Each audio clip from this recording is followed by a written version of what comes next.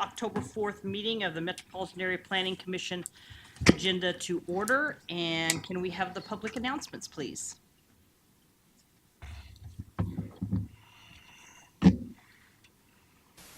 Before we begin the agenda, the Wichita-Sedgwick County Metropolitan Area Planning Commission and the Wichita-Sedgwick County Board of Zoning Appeals would like to take this opportunity to welcome everyone to this public hearing. Copies of the agenda for today's meeting, the public hearing procedure, and Planning Department staff reports on all agenda items are available in the lobby of this conference room. The Planning Commission's and the BZA's bylaws limit the applicant on a zoning, subdivision, or variance application and his or her representative to a total of 10 minutes of speaking time at the start of the hearing on that item, plus up to 2 minutes at the conclusion of that hearing.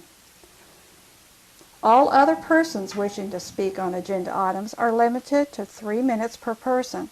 However, if they feel that it is needed and justified, the chairman may extend these times by up to 2 minutes. All speakers are requested to state his or her name and address for the record when beginning to speak. When you are finished speaking, please write your name, address, and the case number on the sheet provided in the lobby. This will enable staff to notify you if there are any additional proceedings concerning that item. Please note that all written and visual materials you present to the Commission and the Board will be retained by the Secretary as part of the official record. If you are not speaking but you wish to be notified about future proceedings on a particular case, please sign in on that same sheet. The Planning Commission and the Board are interested in hearing the views of all persons who wish to express themselves on the agenda items. However, we ask that all speakers please be as concise as possible and avoid long repetitions of facts or opinions which have already been stated. For your information, the Wichita City Council has adopted a policy for all city zoning items. A copy of this policy is available in the lobby. The City Council relies on a written record of the Planning Commission hearings and does not conduct its own additional public hearings on these items. The decision of the BZA is final. Any appeal of a decision of the BZA is to district court. All right, thank you. With that, we'll move on to agenda item number 1, approval of the prior MAPC meeting minutes. Oh, there are no minutes. And then I looked and said, there's no minutes, so never mind. We won't approve any minutes. Yeah, second. One down, one down. We'll move on to agenda item number 2, consideration of subdivision committee recommendations. Item 2.1, sub 2018-00034, one-step final plat for Willow Creek East 3rd Edition. Is there anybody on the commission that would like to hear that case? I need to abstain from that. Okay, thank you. So we'll have one abstention. Is there anybody from the audience that would like to hear that case? Not, we'll take that item on consent. Move for approval. Second. Okay, we have a motion to approve, and who made that motion? Mr. Joe Johnson, and a second by Mr. McKay. All in favor say aye. Aye. Opposed, same sign. 11:01, motion carries. Okay, moving on to agenda item number 3, 3.1, VAC 2018-00023, city vacation of street right-of-way and platted building setback lines. Is there anybody on the commission that would like to hear that case? If not, is there anybody in the audience that would like to hear that case? If not, we'll take that on consent. Move approved. Second. I have a motion by Mr. McKay, a second by Mr. Klossmeyer. Any other discussion? If not, all in favor say aye. Aye. Opposed, same sign. Okay, motion carries. Agenda item number 4, case number CON 2018-00035. Is there anybody on the commission that would like to hear that case?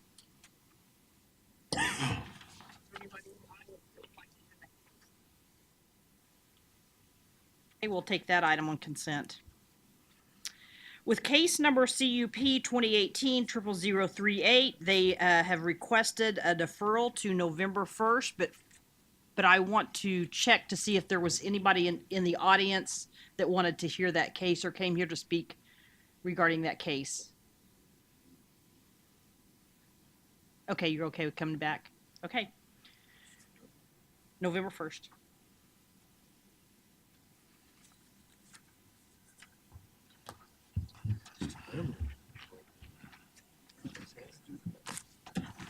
All right, agenda item number 6, case number ZON 2018-00040, county zone change from rural residential to limited commercial. Is there anybody on the commission that would like to hear that case? Mr. Foster?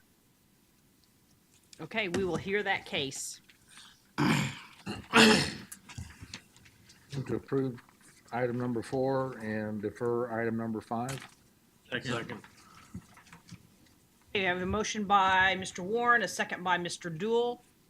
Any other discussion? All in favor say aye. Aye. Opposed, same sign. Motion carries.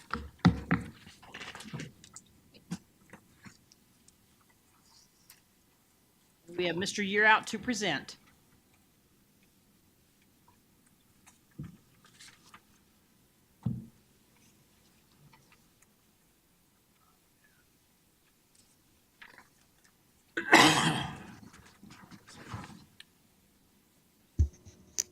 Thank you, Madam Chair, members of the commission. Dave here out with staff.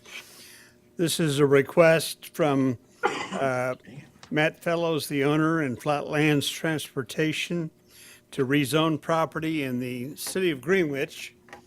We are on the north side of 53rd Street North and east of Greenwich Road in the village of well, it's actually platted as the city of Greenwich from 1883. I checked that. The request is to rezone essentially about half a block on the north side of 53rd between what's platted as Main Street and Maple Street in Greenwich from rural residential to limited commercial. This is the aerial showing the property in question. We're about a quarter of a mile east of Greenwich Road. Greenwich is a gravel road as it runs east-west once you get east of Greenwich Road, or 53rd Street is, I'm sorry. This property is identified in the other city's territory of area of influence. This case is scheduled to go to the City of Bel Air Planning Commission a week from tonight for review and comment. As you see in the background, the property was acquired and a building was constructed. This is a picture of the building that was built on the property.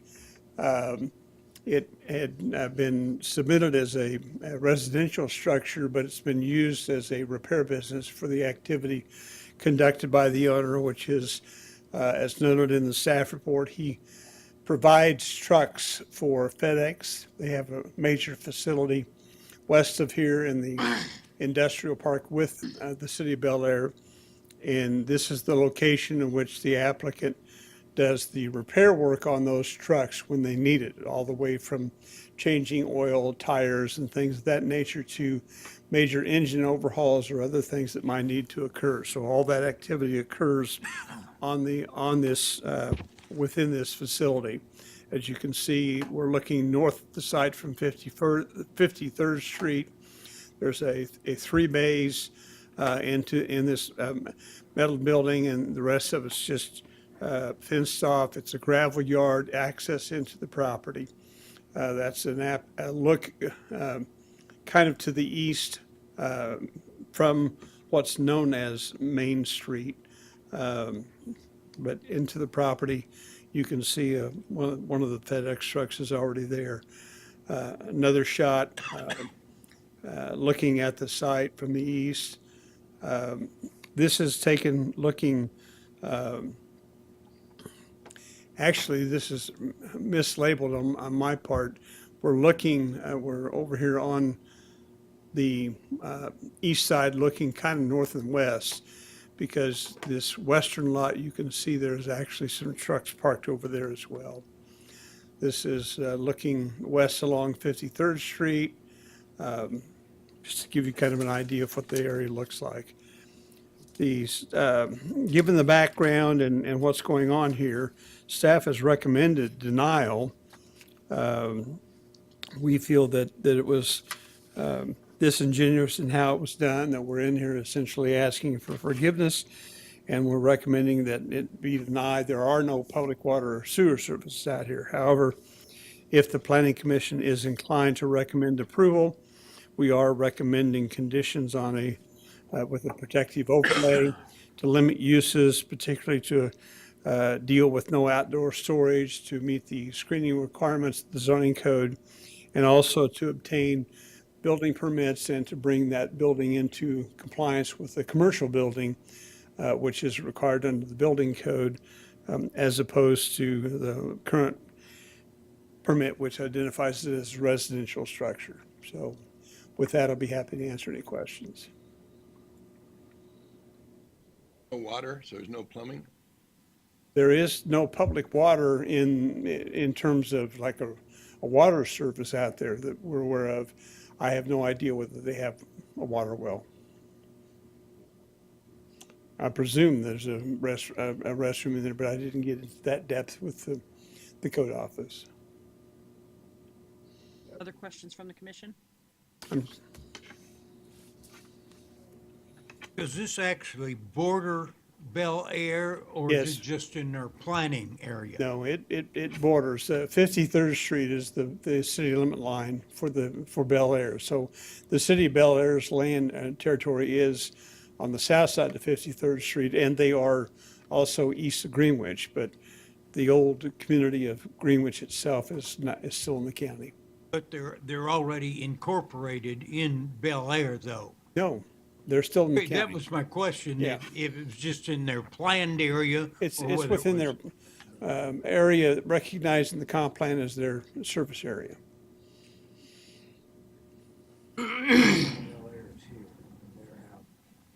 Any other questions from the Realize commission?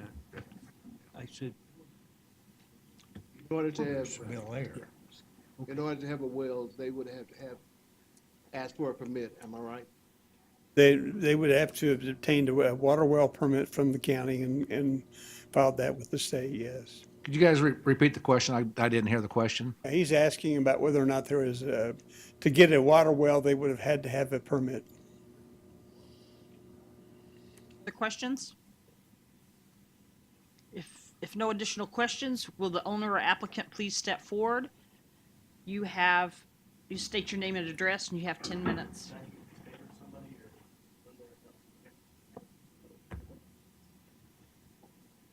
Hey, my name is Matt Fellows, Flatlands Transportation. I'm half owner, 50% owner.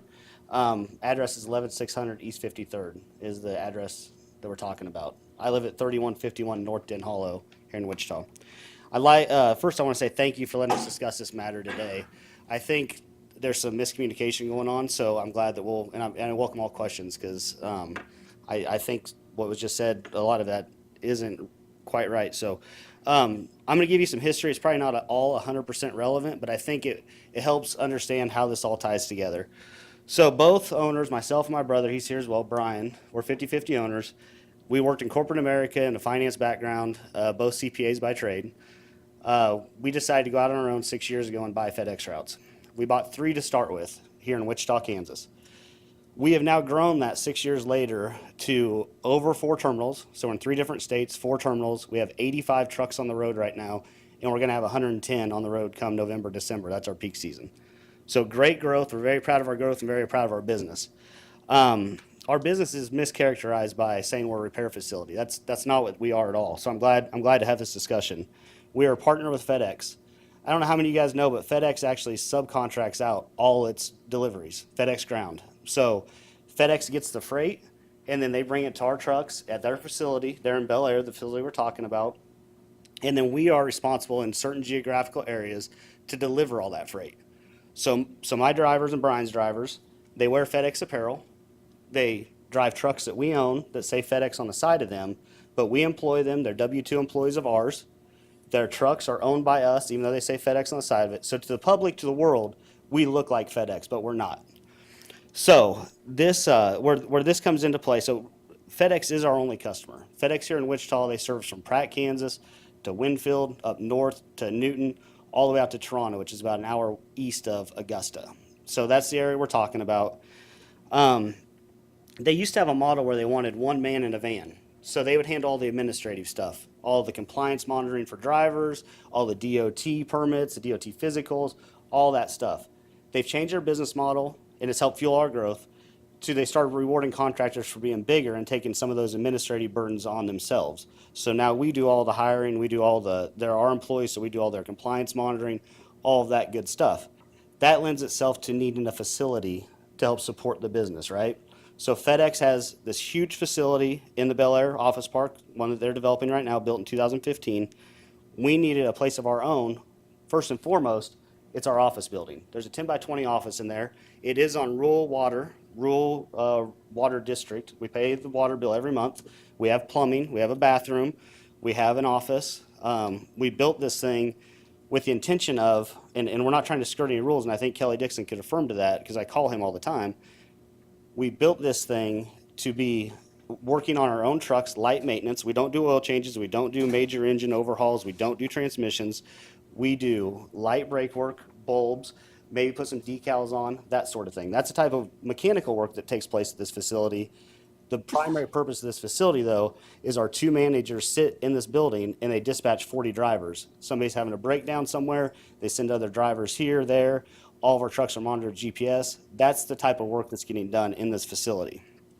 So just because I want to tie all this together, we have a need to be in close proximity to FedEx. Things come up where truck can't go out for dispatch on time, that sort of thing. We need to get a quick fix done. We'll take it over to our shop, bring it back, and we can dispatch so folks like you can get your packages on time and hopefully they're not damaged, right? That's the goal. This helps us with FedEx being our only customer. They had an IT issue, huge facility, like I said, 170,000 square feet facility. And we'll talk about that one in a second. But they had an IT issue. We actually printed all the manifests for every single contractor here in Wichita. And without this building, we wouldn't have been able to do that. That would have been 5,000 packages within the Wichita vicinity that couldn't have been done. So it serves a way greater need than our own. FedEx that's there in the Bel Air commercial office park, they have themselves 110 to 150 package handlers, sort coordinators, managers, those type of employees. So they actually have 110 to 150 employees. There's 8 people that do what we do. Right now, during this time of year, there's 155 employees that drive trucks and trucks that are dispatched out of that facility on 53rd and in Greenwich. During peak season, that goes up to 210. So we're talking 350 to 400 employees throughout the year, and that many trucks on the road. This is 150 trucks on the road. That's the size of operations FedEx is. They're not the only tenant that's there right now. There's also many other big corporations, and that place keeps growing. So where I get to this is I asked Ron Watson, who's the senior manager at the FedEx facility, I said, what is your limitation to your business? And he said, it's the location. We don't have services right now. There's no gas station out there. There's no mechanic shops. There's no rental trucks. There's nothing out there right now to support this huge behemoth of a business that we want in our community, and I would think that would help grow this business. So we've taken it upon ourselves to start helping with some of those services, but in the current environment here, I don't know if we're going to be able to support that business as well as we probably could, and that's why this building is so critical to us. We have business in Kansas City. It is amazing how many supporting industries, how many service areas there are that support just the FedEx facility there. Like I said, rental trucks, body shops, all those types of things. We'll get to our building though, because that's just one tenant there. But the whole thing behind our building is we thought we were in 100% compliance when we built this building. We built it, we put exactly what Kelly and the folks said we needed to do, and we thought in our heart of hearts, and we're both CPAs, heart of hearts, if we did not do anything for a profit, we could do this light mechanical work in the office if we're not doing it as a third party. We're just working on our own trucks. These are all our trucks. Those FedEx trucks you see, we own those. Flatlands Transportation's on the title. We don't do any outside work for anybody else. So that's what we went down the path of. 4 or 5 months ago, we got hit with a complaint, and we've been paying the fines because we've been too busy to get into it. We talked to Kelly Dixon, said, hey, look, we want to come in front of the commission because we want to make sure that we're doing things on the up and up, and that's why we're here today. There was never any ill intention of trying to deceive the system. There was nothing like that. There are other buildings that are in close proximity to us that are actually zoned differently. 411 East Central, I went by there today. It's zoned industrial.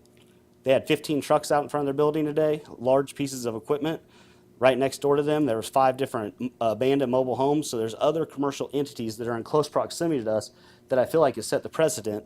And if you go around here, actually the guy that's right north of our building, his shop's actually bigger than our shop. Now he lives there, so it changes things. I get all that, and I'm not trying to dispute that. What I do come in front of you today, though, and say is, we are supporting a bigger business. We are trying to, right now in Wichita, we have 45 employees that we support their families. It helps us grow. If this is deemed truly rural residential and we are not able to do the type of work out of this building that we're doing today, it would cripple our business in the short term. It would absolutely shut us down for a little while. We'd recover, we'd figure it out. But I think with all the growth that's happening in Bel Air, with all the industry they're trying to push, I really feel like it's actually a step in the right direction to have our building and a service that we are providing to FedEx.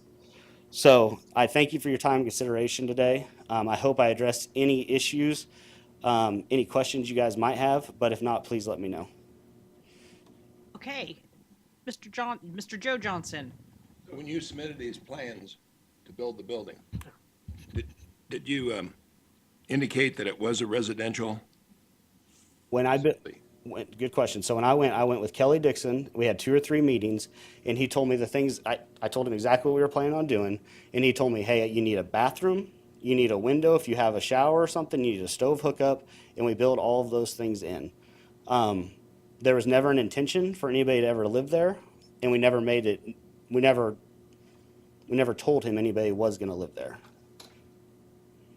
And I think we could probably pull up my application at some point, and that would be on there. Other questions from the commission? Mr. Richardson. So I'm curious as to why you picked this site on an unpaved street, et cetera, et cetera. Did you already own the land? I mean, why did you go into a residential neighborhood to do a business that was not a residential business? Great question. So the old terminal, back in 2015, before FedEx built their 170,000 square foot facility, because we're experiencing 20% growth, 4 miles south of there is where the old terminal was. We outgrew it, and we're probably going to outgrow this one in 3 or 4 years. Growth is just huge. We went out and looked at anywhere around the area at all. We picked that location. Before we actually put the contract or the offer out, we got with Kelly Dixon and talked, and I wish he was here. I guess we should have probably called him or something, but we got with him and asked if this was a possible thing to do. He said it would be okay. We went ahead with it and it made the offer. And who is Kelly Dixon, just for our... He's an enforcement officer. I thought he's MAPC or... He works for MAPCD. He's a code inspector and also helps with some of the, when people pull building permits, the zoning issues associated with that. So we would expect him to know what the zoning was? That's part of what he does, yes. And I'm not trying to get him in trouble. I mean, No, I understand. I'm really just, we did put our due diligence together. The other thing about the FedEx facility, it was built recently.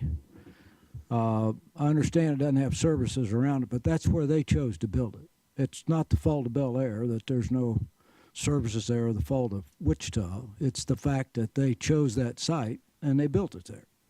100% agree with you. So, you know, that argument really doesn't play too well. So what happens here if this is denied? I guess a question for staff, is the way for him to operate for a period of time until he finds another location if this is denied? And typically on enforcement actions, and I'm not familiar what all the history there may have been on this, but typically they're notice of code violations. I believe our staff would probably give them some time to transition as long as there is a plan to not continue to operate in violation of the zoning code. Is that something we can I think act that's on or outside not? of your purview. Outside, I think okay. that's, That was my question. Yeah, the MABCD director is ultimately in charge of any prosecutions and All right. whether to bring them. Thank you. And sir, to address that with FedEx, I guess my point wasn't that, I agree, FedEx decided to build their facility there. My point is I've seen it in Kansas City where they've allowed services to be around the terminal, and growth for businesses, growth for the city, all that could present itself if things like this were allowed. Yes, sir. I may have missed this, but what is the zoning of the adjacent properties? Is it all rural residential? Rural residential, and there's industrial that's less than a half mile away northeast, you'd have better know it.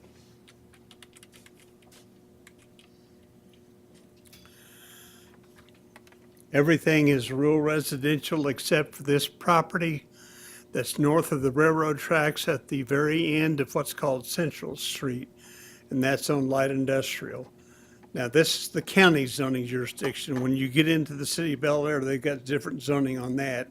And I think you guys got a copy in the staff report of the zoning map from Bel Air.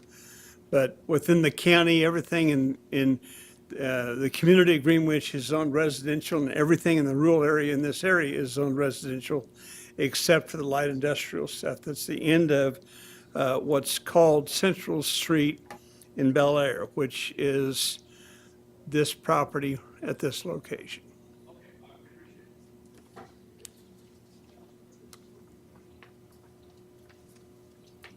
And if you're, Mr. Dixon is now here also. Mr. Dixon, would you mind to come to the podium for the commission to ask some questions, please?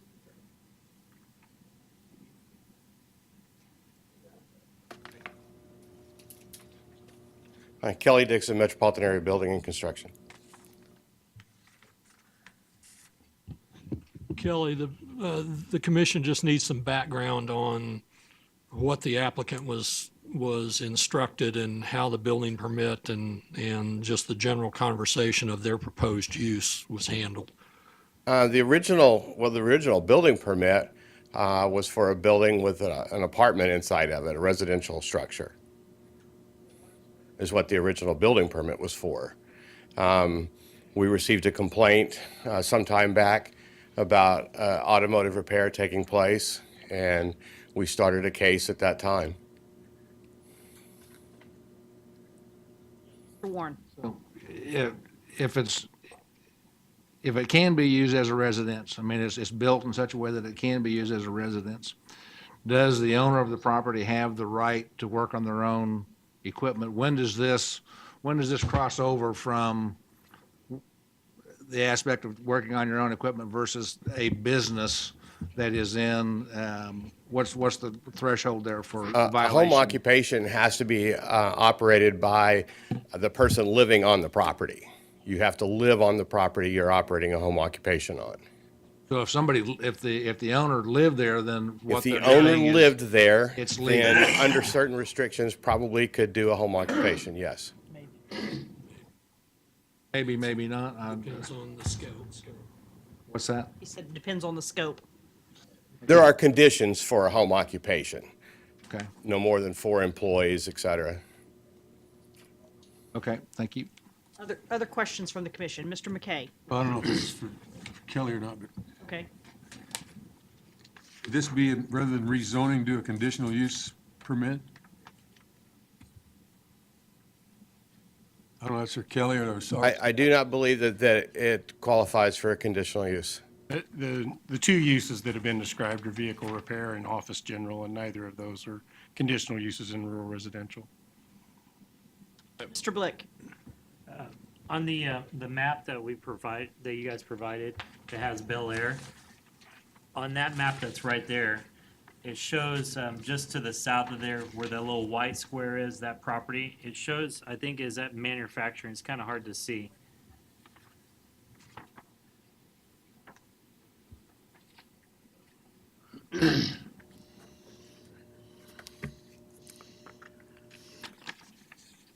All of the areas south of the community of Greenwich that's within the city of Bel Air, which would be all this land in this location, is zoned agricultural.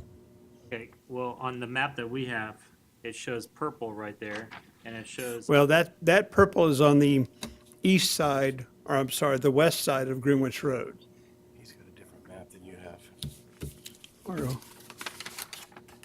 Yeah, he's looking at this map. Well, you guys were provided 2 maps. One of them is the zoning map, and that says zoning districts. okay, The other map is their long-range vision map of uses. Okay, so this, And they're envisioning industrial development on this property in this location over here, adjacent to Greenwich Road okay. So in the that- future, but not that's in right. the It's not future. zoned that Okay. way. Okay, I see. All right, Mr. Joe Johnson. Yeah, the question I had, why is this going to Bel Air? It's within their area of influence. But we're making a recommendation, but the decision lies with Bel Air. No, we're recommending, the zoning decision is in the jurisdiction of the county, so it would ultimately have to go to the Board of County Commissioners based on your recommendation. Because this falls within the area of influence of Bel Air, they have an opportunity to comment on it. When are they going to do that? Their hearing is a week from tonight. Like, I'd like to hear from them before we make a decision. The county commission specifically modified the old zoning area of influence regulations to eliminate the requirement that the case had to go to the small city first, because they did not want applications held up in order to get to the small cities, because most of them only meet once a month. Now, obviously, you as a commission can do whatever you think's appropriate, but that was the whole thought process by amending the old zoning area of influence to allow it to come here in front of the hearing at the small city. In this case, we wouldn't be holding up anything. Well, if you want to hear it first, then it's going to have to come back after they hear it before it would go to the county commission. So potentially it could. What are we holding up if they continue to operate illegally the way they are? In this instance, you wouldn't be holding anything up, I don't believe. Dale's talking about the typical example of a development, but yeah. In this case, it's Yeah. not. Well, and to explain that a little bit further, and again, I'm not familiar with all the specifics on this item, but typically if we issue a notice of code violation, if somebody's in the system to try to do a zone change that may bring them into compliance, we hold off on issuing any more citations or notice of code violations until that's resolved one way or another. Mr. Warren. Mr. Fellows, with the map that's on the screen right now and using the mouse at the screen, can you show, you talked about a couple of businesses that were operating nearby. Can you show us on that map where those Well, businesses were and what the nature of those? So the biggest one is right, oh shoot, let me see. So the biggest one is over here, which is zoned appropriately. That is zoned as a business. That's the one where I said there was 15 vehicles and multiple pieces of equipment. This lot, I don't know what this is, but if you go out there today, there's about 5 just mobile homes that obviously cannot be occupied. I can't imagine that would be kosher on I don't know the zone. I'm not a zoning guy. There's over here.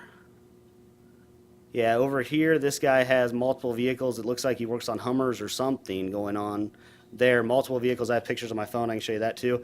I don't know if this is a post office or what this is, but there's something going on here where that's obviously not a residential. It does have signage out front as well, basically stating it's not a residential.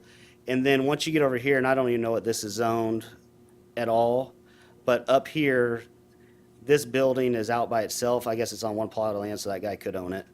So there's, and I mean, you drive around, you look how many cars are, I mean, just on the aerial view, I can probably count 20 cars right there, which is residential. So, and I wish this was blown out a little bit. I wish you could see, we're talking less than half of a mile over here. This is the facility we're talking. You need to stay at the podium because we're recording and we can't hear you over there, please. Okay, yeah, Thank to the you. west, less than a half a mile, is where we're talking about the FedEx facility. Let me interrupt a second. Is there any other questions of Mr. Dixon before, because he needs to get someplace and I just want to make sure that we don't have any other questions of him. Mr. Yes, Dixon. the only thing I want to do is make sure he didn't authorize anything of this nature to be there. Mr. Dixon, would you like to step up to the podium and answer that question, please? I think that's what I heard him say. No, I did not authorize this for a repair shop. Matter of fact, I've written multiple citations. Thank you, sir. Thank you. Any other questions of Mr. Dixon? Thank you, Mr. Dixon.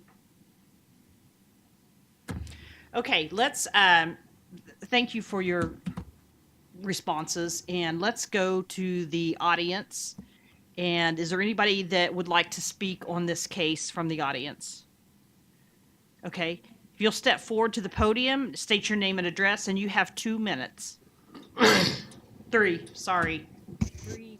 Hi, my name is Earl Stafford, live at 123 Maple. We're directly behind the building in question. Everything in this area is all residential, except for what you guys stated earlier. Light commercial building is a co-op. The mouse is right there. Move the mouse. This building here is called the co-op back in its day. That went out of business a long time ago. The leasee bought this land and they could not do nothing with it because they wanted to make it heavy commercial. So, in my opinion, I want this to stay residential because all of this is going to be industrial, and one of these days they're going to try to push us out of our town. Thank you. Thank you. Can you wait just a second? Any questions from the commission? Thank you. Oh, wait. Can you show us where your property is? Yes. Mine is the big building right behind his. That is my garage. Yes, I do my own maintenance in there, changing oil, rotating tires. That's it. I don't work for anybody else. What is your primary complaint with the, Well, this is going to be, if it's turned into commercial, light commercial, who's next? All right, what was the back button? Okay. All this over here is going to be industrial too. So eventually, they're going to swallow our town. Any other questions? Mr. Foster? Sir, when Bel Air put together their comprehensive plan and we have this visioning map, did they come and talk to folks They up did in your not area? send out anything that we were notified of until after it was done. And are you comfortable with their concept of that remaining rural residential? I want it to stay rural residential. Thank you. Mr. Florence, you have a question? How long have you lived there? I moved there in second grade. About 10 I years. moved out for about 10 years. I moved back. Okay. I know this town very well. I grew up right here. And then we moved down here. This here is the old community building that was bought. It's listed as rural residential as my knowledge. Any other questions from the commission? Thank you, sir. Yep. Do we have anybody else from the audience wishing to speak on this? Okay, if you'll step forward and state your name and address, and you have 3 minutes. Hi, my name's Dennis Dargets, and I live at 219 Maple, Greenwich, Kansas. The building that we're talking about, at sometimes it has 10, 12 vehicles there. They have vehicles that have been hit and set and wait for an adjustment. They do heavier work than just oil changes. And like I said, in the buildings he's talking about, I'm not a computer guy, but the one building he's talking about, it's a big building. He does his own work there. He's got a big building, but he only has 1 or 2 buildings. We're talking like FedEx, 12, 15 vehicles. There's a difference between as a residential and you having 2 or 3 cars working on them. Yes, that's resident. And like he stated, nobody's ever lived in that apartment. So it was all intentional to do what he was doing. It wasn't, he built it to code, but he already knew he wasn't going to go to code, that he was doing this, not to code what it was built for. And he even stated that nobody lives there. So when he built the building, he knew nobody was living there. All he did is bought this land, to my personal opinion, is it's not commercial, so he didn't have to pay the high dollar for commercial property. He got in here, bought this at a cheap price, and now he's trying to turn it to commercial so he don't have to go buy land that's rated commercial. So he bought a piece of land because there was a trailer there, and the lady sold it, and they bought it. But to my personal opinion, if he already knew it's a commercial, why would he go into a residential in the first place? This is all, to my deal, was a planned out deal to do this.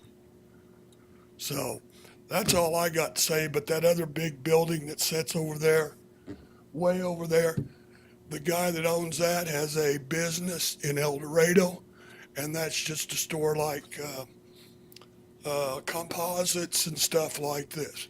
This is the only business in here that's got 10, 12, 14 vehicles on the job site, ballpark figure, and wrecks, and they don't maintain it. You can see the picture. They don't maintain the outside. It's got trash all over it, parts laying all over, grass is high. But they're good people, don't get me wrong here. They're good people, I know them. And they're good people, but they've just tried to do something that I don't think's right. That's all I've got to say. Any questions from the commission? Thank you. Thank you. Is there anybody else from the audience that would like to speak on this case? Thank you. If you'll just step forward and provide your name and address. My name's Jared Gouge. I live at 141 South Young. It's on the other side of the railroad. If I can find the mouse. We are this whole area here, this area, and this area is all where the wife and I reside at with 2 daughters. Obviously, I know everybody's stated that we don't want that there, and that's given. So I'm going to speak on a few other things that causes problems for us. This road right here, it is not built to upstand this traffic or these heavy trucks. There's record trucks that come in, drop these trucks off, they drop them in the ditch, driving up and down this road. This road's already trashed. And so the additional traffic on it makes it 10 times worse for us. If after a rain, it's almost impassable on a car. And this is all residential. Get the mouse. And he's saying the location's key, but you come over here to Greenwich, this is already zoned for commercial. It's already available to be purchased. It's available to be built right now. So if this location's key, he's even closer to FedEx building just by crossing Greenwich. That's all I have. Any questions? Any questions? Mr. Warren? Just curious, because we got railroad tracks running off of the county. Some of them get a lot of use and some of them don't. Can you give me an estimate of what kind of use that railroad gets? Over here is a concrete mixing plant that was put in, I believe, about 3 years ago. And we see at most 1 a day, sometimes on the weekends, twice a day. But it's not an everyday occurrence. It's just kind of hit or miss. Other questions from the commission? If not, thank you. Thank you. Is there anybody else from the audience that would like to speak on this case? Okay, if not, we'll bring the applicant back to the podium for 2 minutes rebuttal.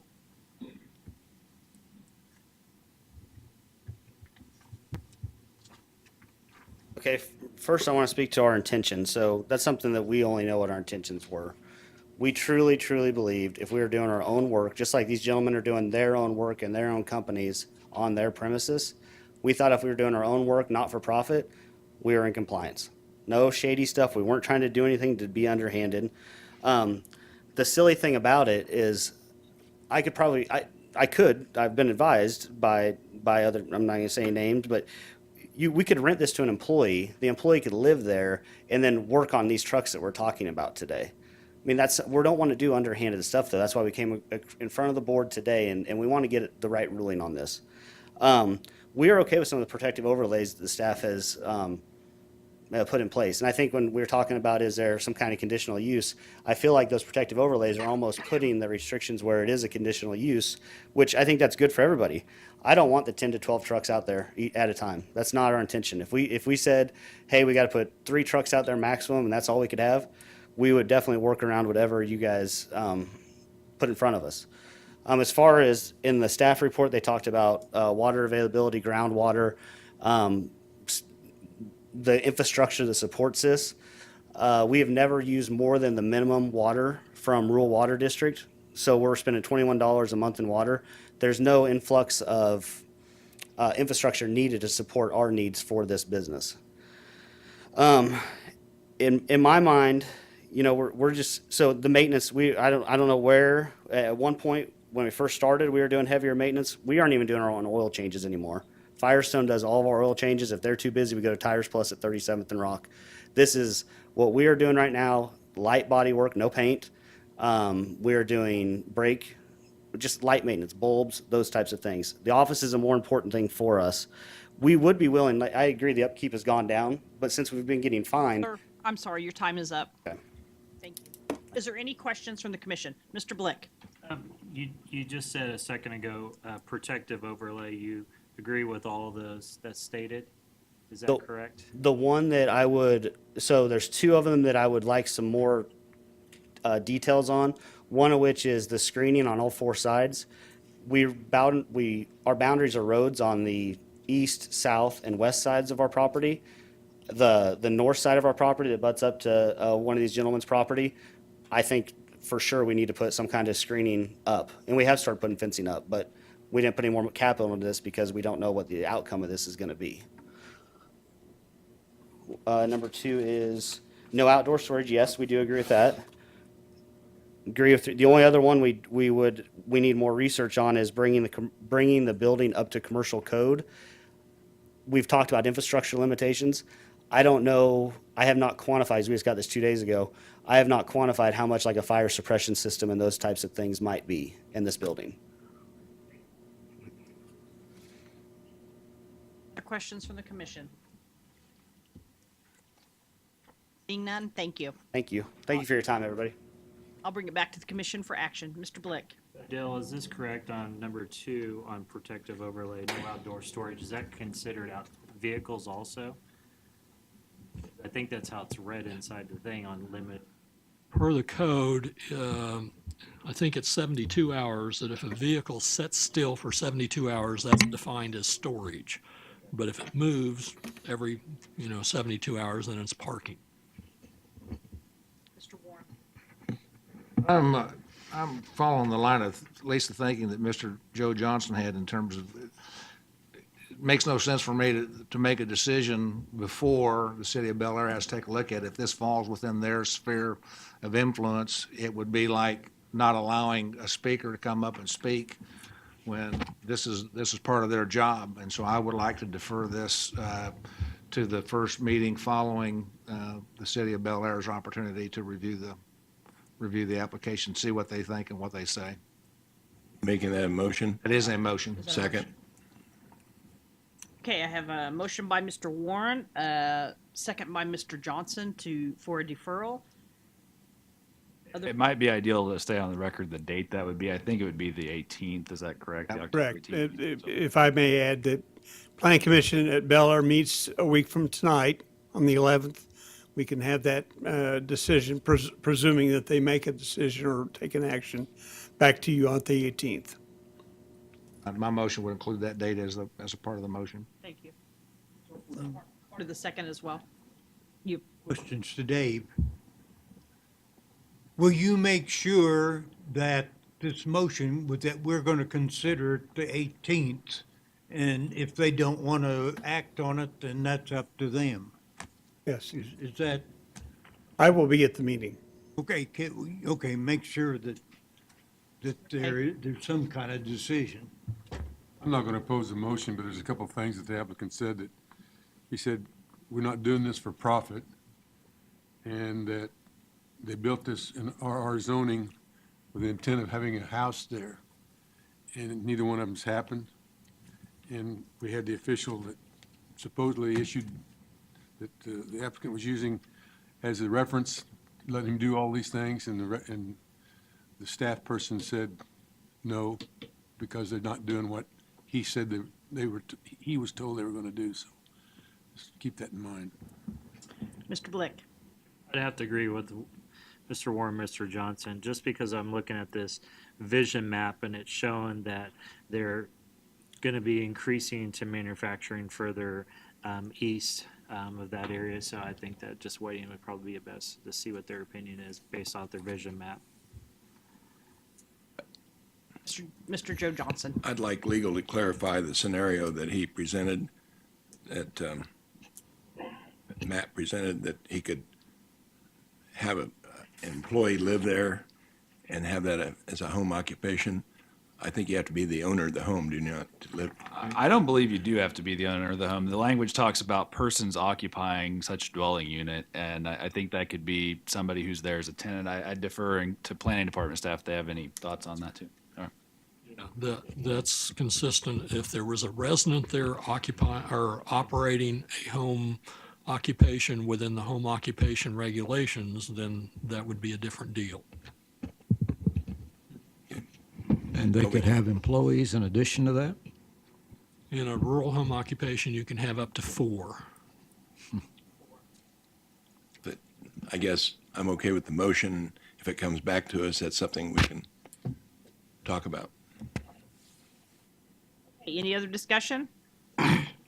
If not, all in favor say aye. Aye. Opposed, same sign. Aye.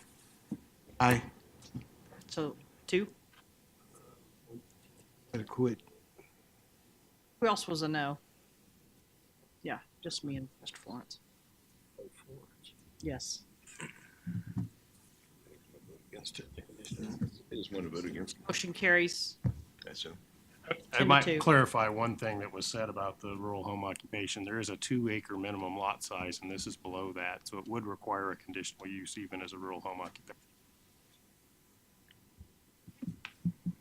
But I thought you said in RR, this does not qualify for conditional use. Is that because of the size? Well, not for general office or vehicle repair as a business. So that's a catch-22. There's a difference between a rural home occupation and that the resident occupant is running the business. So that brings up a question, because I was wondering where Mr. McKay was going with that too, is conditional use. If it would be operational as a home business and we put a conditional use on it, then that would not go forward for future uses, which would be a lot less intrusive than on a zone change. It's not a permanent condition. So, okay, thank you.